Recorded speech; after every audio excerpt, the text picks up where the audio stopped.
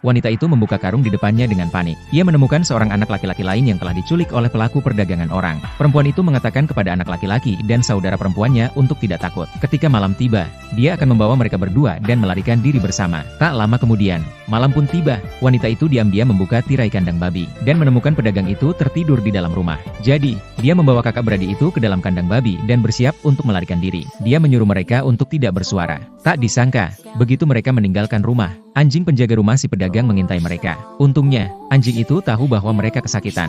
Dia tidak menggeram untuk menghentikan mereka. Tapi wanita itu terlalu gugup, secara tidak sengaja menendang baskom. Para pelaku perdagangan orang di dalam rumah langsung terbangun. Pada saat itu, wanita itu tahu ada sesuatu yang tidak beres. Dia menyuruh saudara-saudaranya untuk melarikan diri. Jangan ganggu dia. Kemudian para pelaku perdagangan orang buru-buru mengusir mereka. Berkat usaha keras wanita itu untuk menghentikan mereka, kakak beradik itu berhasil melarikan diri dari para pedagang. Untungnya, mereka diselamatkan oleh seorang pejalan kaki. Waktu berlalu, 15 tahun kemudian. Sekarang kakak beradik itu telah menjadi orang terkaya di dunia. Dalam 15 tahun ini, kakak beradik ini melakukan hal yang sama, yaitu menemukan ibu angkat mereka. Mereka menyelamatkan mereka dari para pedagang manusia. Pemberitahuan pencarian global telah dikeluarkan. Hadiahnya dinaikkan menjadi 1 miliar. Tapi di sisi lain, setelah kakak beradik itu melarikan diri, para pelaku perdagangan manusia takut tertangkap. Mereka pindah ke lokasi lain bersama ibu angkat mereka. Sekarang ibu angkat mereka melahirkan seorang anak perempuan. Mereka masih dikurung di kandang babi oleh pelaku perdagangan orang. Mereka tidak diberi makan. Tidak hanya itu, selama bertahun-tahun para pelaku perdagangan orang akan memukuli para perempuan. Para pelaku perdagangan orang akan memukuli perempuan tersebut setiap kali mereka kesal. Saraf perempuan itu sudah mulai tidak berfungsi. Agar tidak dipukuli oleh para pelaku perdagangan orang, perempuan itu harus mengikuti permintaan pelaku perdagangan orang setiap hari. Dia akan merajut jumper dan shawl. Kemudian anak perempuannya menjualnya di jalan untuk menghasilkan uang bagi pelaku perdagangan orang. Tapi perempuan dan putrinya akan segera diselamatkan. Karena di sisi lain, kakak beradik itu telah melalui banyak masalah.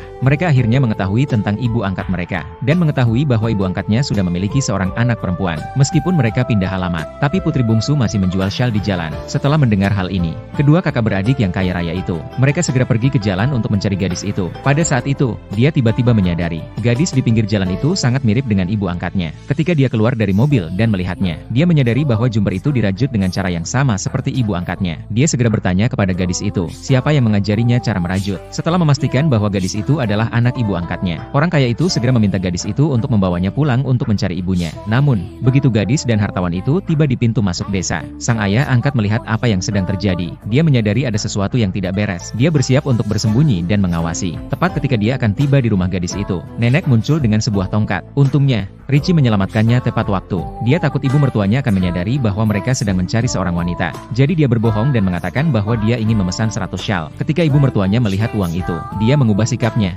Tetapi ketika dia mendengar bahwa orang kaya itu ingin bertemu dengan menantunya, dia berbohong bahwa menantunya tidak ada di rumah. Kemudian dia akan mengusir mereka. Pada saat itu, gadis bisu dari desa tiba-tiba muncul. Dia mengatakan bahwa dia tahu di mana wanita itu berada. Kemudian dia akan membawa sang Taipan untuk menemui wanita itu. Tanpa sepengetahuannya, sebuah konspirasi besar sedang menunggu sang Taipan.